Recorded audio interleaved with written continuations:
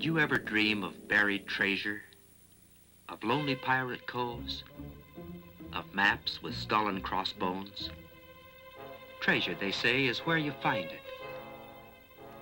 For it's not so much where you look, but how that counts. The whole universe is one vast, overflowing treasure chest.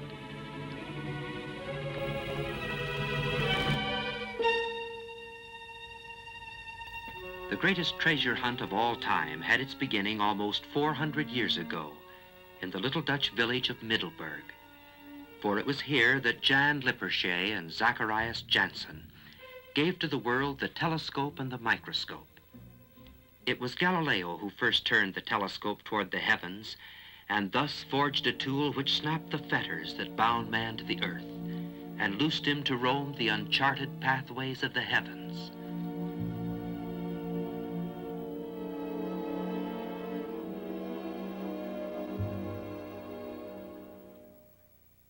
The telescope grew rapidly in size and in importance in shaping the thinking of man. And through the passing years, man dreamed and built. And then dreamed again, and built yet again the giant of Palomar.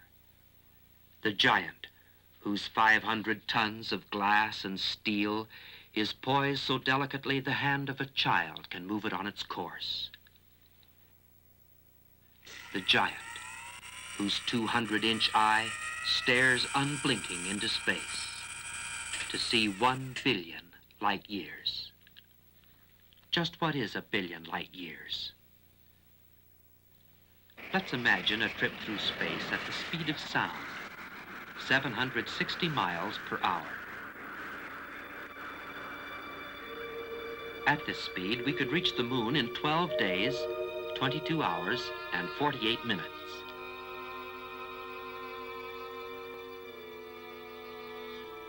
To reach the sun would require 5,040 days, or almost 14 years. But to reach the nearest star, we must travel on day and night for 3,800,000 years. If we were to continue at this speed for another 75 billion years, we would come at last to the limits of our galactic system, or our universe. And from this vantage point, we would see in the depths of space beyond a tiny hazy object. Here we discard our jet plane for a beam of light and hurtle on through space 1,000,000 times faster than the speed of sound, 186,272 miles each second. And after traveling at the speed of light for 1,000,000 years more, we find ourselves in another universe, composed of 100 billion other stars.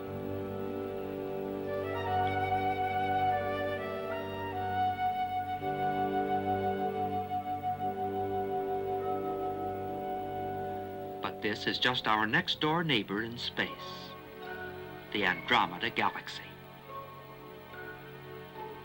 These other galactic systems or universes seem to be quite similar to our own. They are all more or less spiral in shape, quite flat when seen from the edge. Their diameter is about 100,000 light years. And remember, 1 light year is almost 6 trillion miles.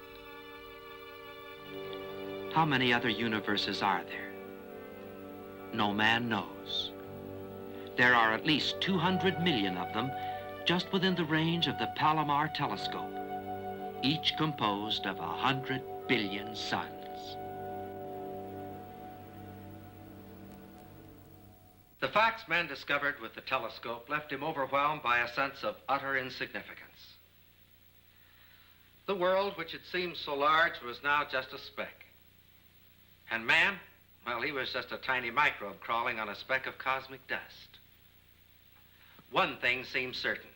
Man was far too small for God to care anything about. You know, partial knowledge can be a dangerous thing. If a man were to keep his eye glued to a telescope all the time, for example, he could get all sorts of weird ideas. For you see, the telescope gives us just half the picture. It is interesting to note that the telescope and the microscope were born at the same time and in that same little Dutch village. For while Jan Lippershey was building the first telescope, Zacharias Janssen was creating the instrument which unlocked the fabulous treasure of little things. Thousands of years ago, Job asked, "Hast thou entered into the treasures of the snow?" Treasures in snow? Yes, treasures of beauty. Art treasures, rare and priceless, yet free to all.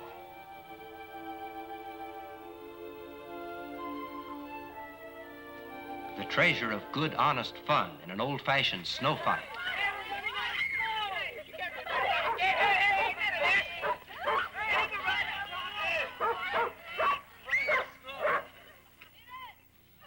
But there are other treasures, too. The warm sun shines again. The snow melts. Drop adds to drop, rivulet to rivulet, pouring into streams, tumbling, cascading down the mountainsides, hurrying to its destiny, to be channeled at last into irrigation systems, and then bubble forth to soak into the ground with all its life-giving wonder, and at the call of thirsty roots to rise again and erupt into a miracle of life.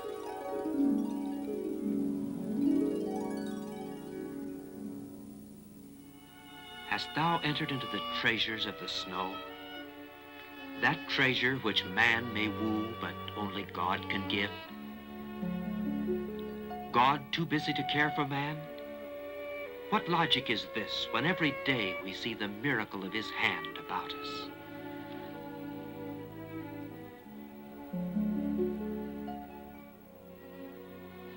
Could it be that there is yet another treasure in that snow? A treasure hid from all but careful eyes, open only to patient seekers after truth?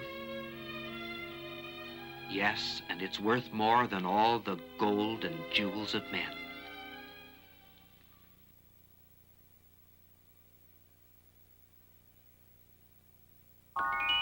The snowflake. Here is the real treasure of the snow, hidden deep in the mystery of every tiny flake, the treasure of wisdom and understanding of our God.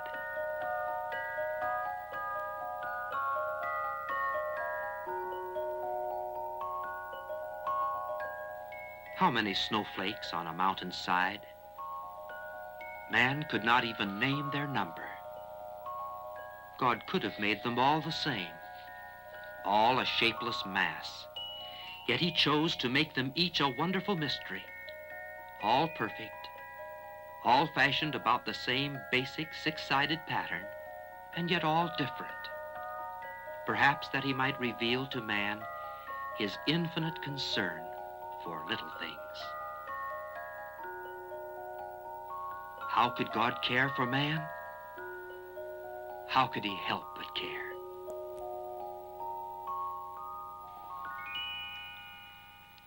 Did you ever take a good look at a grain of salt? That single grain is composed of billions upon billions of particles, so small that if we put 1,000,000 of them in a pile, we couldn't even see the pile, not even with a microscope. Now, put a drop of water on the grain of salt. Warm the slide just a bit.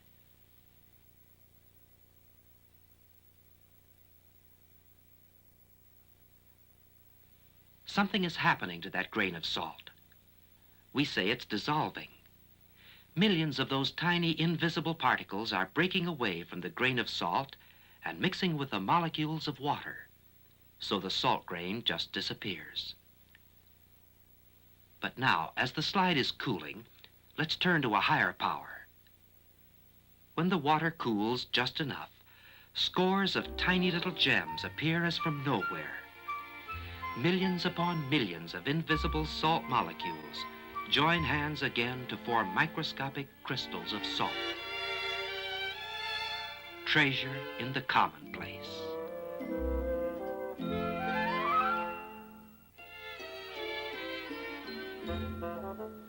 With the microscope, the medicine chest becomes a treasure chest. each substance with its own jeweled magic.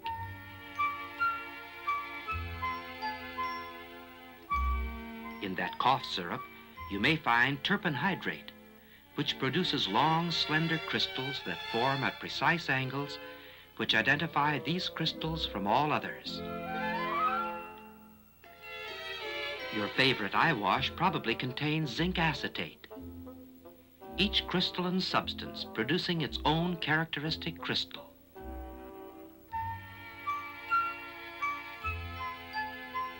Oxalic acid forms a tumbling jumble of microscopic jackstraws. Hydroquinone, a forest of shimmering needles. Most crystals are microscopic in size, but there are exceptions. Rock candy starts as invisible sugar molecules which build together to form microscopic sugar crystals. And then, if there is a constant supply of sugar molecules and a constant temperature, will grow almost indefinitely. You may have seen these giant sugar crystals in a jar of jelly that was left in a forgotten corner of your cellar shelf. An ample supply of molecules, even temperature, and centuries of time. These are the ingredients that have transformed the heart of the earth into a storehouse of endless treasure. Treasure that has drawn men as by a strong magnet into the dark recesses of the earth. Cave explorers, speleologists they're called, spelunkers if you know them well. Men for whom the call of strange adventure is loud and clear.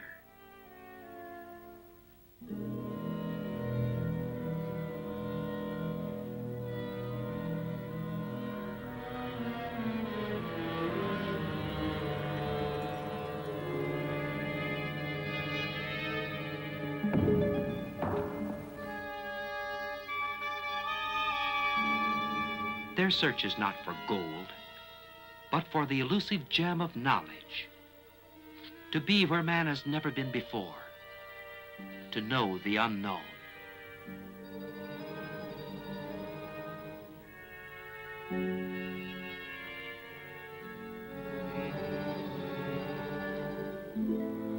The grotesque figures which lend such eerie quality to limestone caves are formed by water.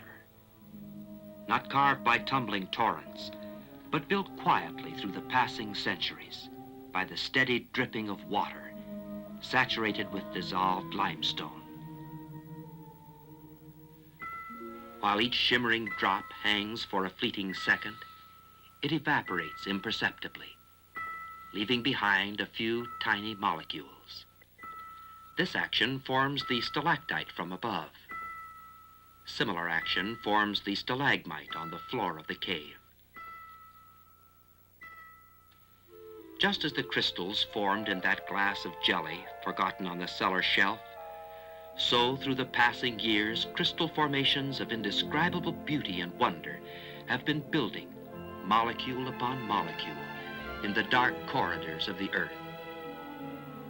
Some men climb to mountaintops. Some descend to hidden depths. But whether they reach up or down, they find the wonder-working hand of God has gone before.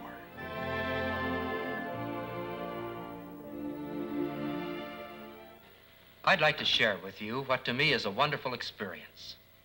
It's the growth of microscopic crystals under polarized light. Let's take a pinch of trianol. Cover it with a cover slip, and then heat it until it melts into a thin film of liquid. And then watch that liquid under the microscope.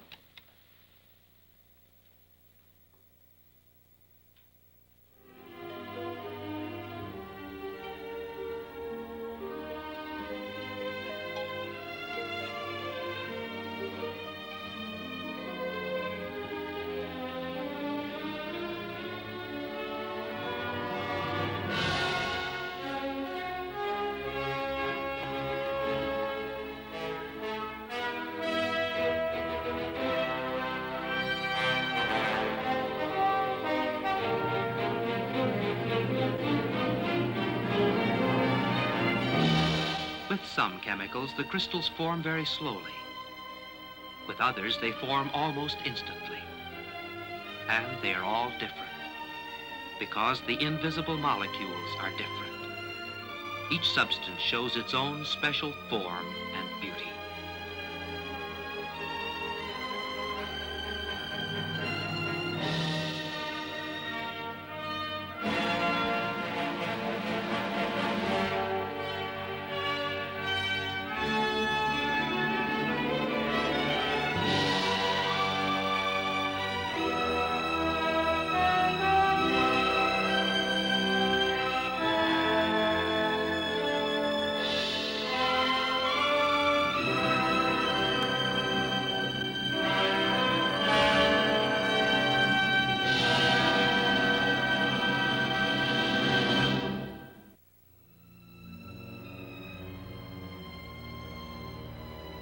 The desert is a lonely place. God-forsaken, we sometimes say. A place of desolation and death.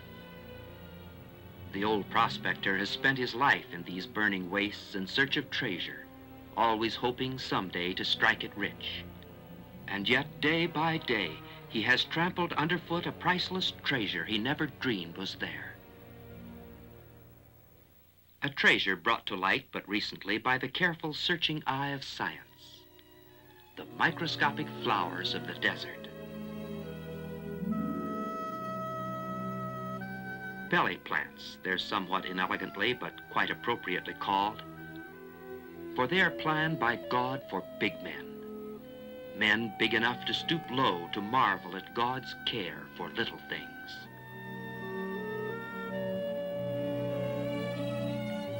How do the tiny seeds of these delicate plants survive the blistering, parching heat of the summer's sun, the freezing cold of winter nights?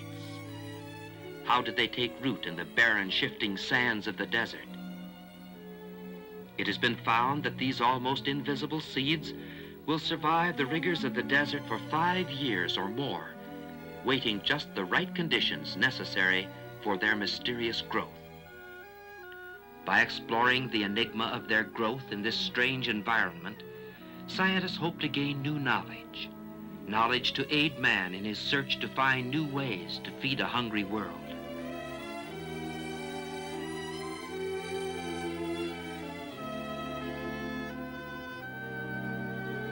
God-forsaken? Not so long as myriads of wondrous plants lift their tiny heads to heaven in witness to God's care for little things.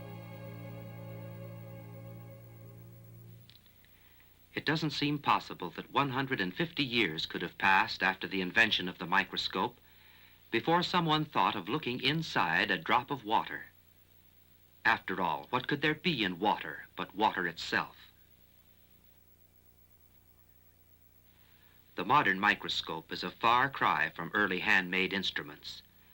But in retrospect, we can slip back through the years to the moment when Antony Leeuwenhoek first peered into a drop of water. With a trembling excitement, he realized that he had discovered a whole new world, a world of enormous littleness, with creatures that had lived, had reproduced, had battled, had died, completely unknown to all men from the beginning of time. To an unbelieving world, he announced his find, that there were tiny beasties, he called them, living in water, more of them in a single drop than there were people in all his native land. Many are one-celled organisms.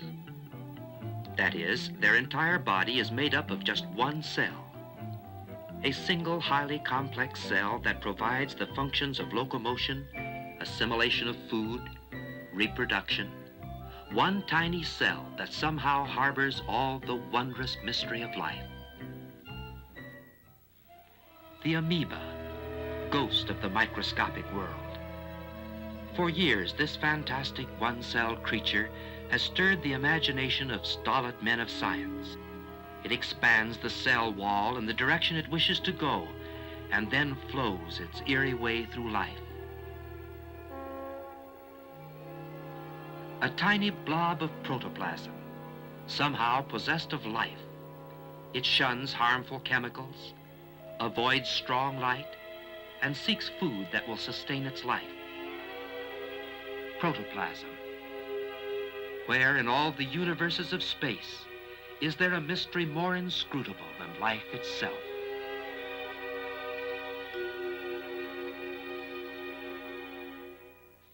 We've had a little glimpse of what can exist in a single drop of water.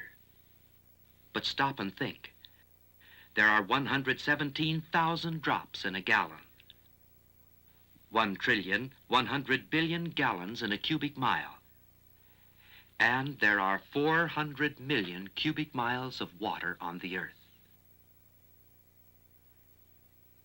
Scientists from the University of Southern California show keen interest in all life found in the sea.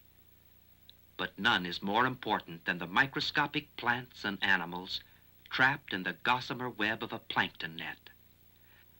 For here again, the real treasure is in little things. Most of us are apt to think of microscopic life only in connection with fresh water. But a drop of seawater is even more prolific. The amount and variety of microscopic life in the sea is vast beyond all comprehension. This little fellow, who seems to be practicing a juggling act, lives in a hollow tube. When he decides to go someplace, he works his way carefully to the end of the tube, starts his outboard motor, and swims off, glass house and all. Even the microscopic world has its comedians. And these little fellows are just about as funny as they come.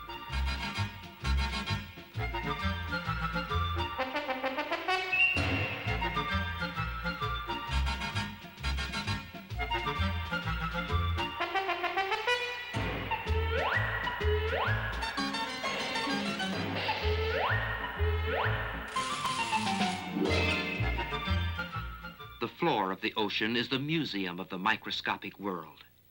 For it is here that countless billions of creatures that have lived and died have left a fabulous record of their existence. Just black, slimy mud.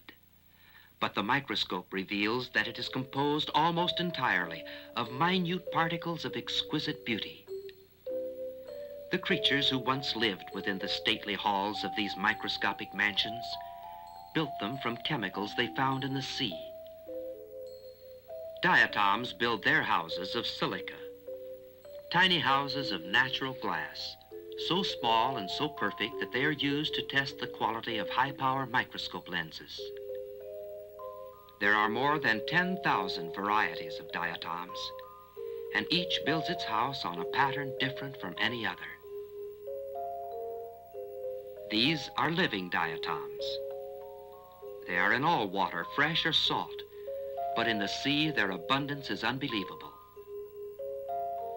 When the diatom dies, the discarded house sinks to the floor of the ocean.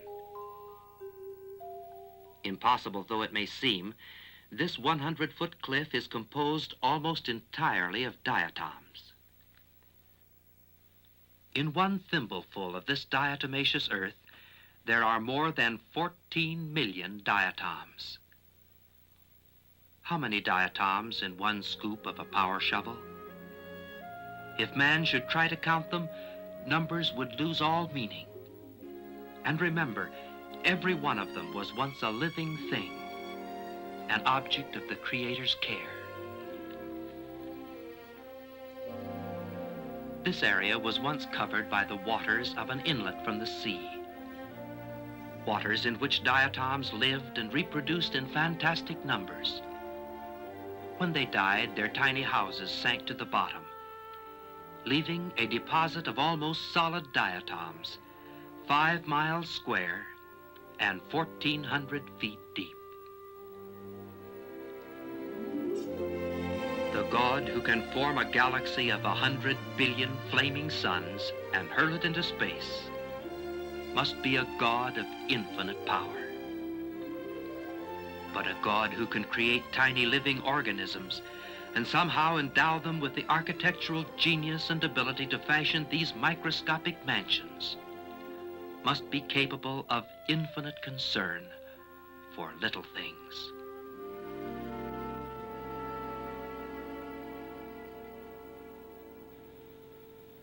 We've been exploring the treasure house of the universe. Together, we've examined the very large and the very small. And I'm sure that the question has arisen in the minds of all of us, just where do we fit in? What is man's place in the eternal scheme of things? One answer to this question comes from a recent and a very startling discovery in the field of science. If we were to take the smallest object known to science, a subatomic particle, which is something of the order of a billionth of a trillionth of an inch in diameter, and place it at one end of a chart, and then take the largest object we know anything about, a stellar galaxy, like our own galaxy, and place it at the other end, we would find that a man of average size would be right in the center of that chart, exactly halfway between the infinitely large and the infinitely small. I suppose that a mathematician would say that man is the mean proportion in the universe. Does God care for man? The question seems just a little foolish now, doesn't it? Of course he cares. If God would stop caring, that moment we would stop living. But God's concern extends beyond just our breathing and the beating of our heart to the deepest need of our life. From the Bible, we find that God's greatest concern is our spiritual welfare for all eternity. And in the Bible also, we find that he has made ample and wonderful provision for all of us. For God so loved the world that he gave his only begotten Son, that whosoever believeth in him should not perish, but have everlasting life. What is the greatest treasure in life? To know God, not just as creator of the universe, but as our personal Savior, our Heavenly Father. This priceless treasure is within your grasp if you'll just reach out the hand of faith and take it.